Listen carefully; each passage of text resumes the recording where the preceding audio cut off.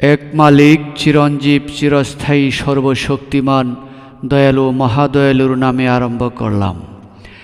ইসলামী বিশ্ব শান্তির মাধ্যম মহাগ্রন্থ মহাপবিত্র কুরআন সত্যজ্ঞানের আলো।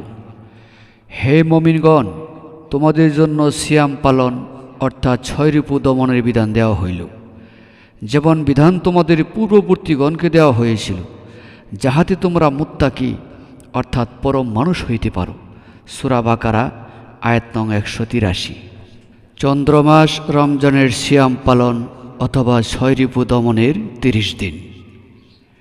রমজানের প্রথম 5 দিন ক্রোধ অর্থাৎ বদমিজাজ হইতে নিজেকে নিয়ন্ত্রণ করা। রমজানের দ্বিতীয় 5 দিন লোভ অর্থাৎ পরলোভ হইতে নিজেকে নিয়ন্ত্রণ করা।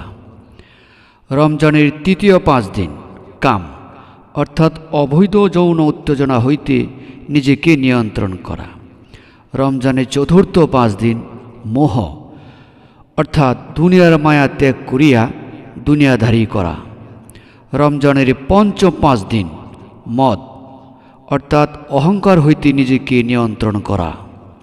রমজানের ষষ্ঠ 5 দিন মাৎসর্য অর্থাৎ পরনিন্দা হইতে নিজেকে নিয়ন্ত্রণ করা।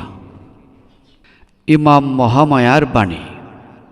নাম্বার 1, হে আদম ও জিন সন্তানগণ, জানিয়া রাখুন, উপবাস নির্দিষ্ট কয়েকদিনের জন্য হলেও উপরে উল্লিখিত সিয়াম পালন অর্থাৎ 6 রিপু মৃত্যুর আগ পর্যন্তই নিয়ন্ত্রণ রাখতে হবে। নাম্বার 2, মনুষ্যত্ব ধ্বংসকারী 6টি পশুত্ব স্বভাবকে দমন রাখাই উপবাসের একমাত্র উদ্দেশ্য।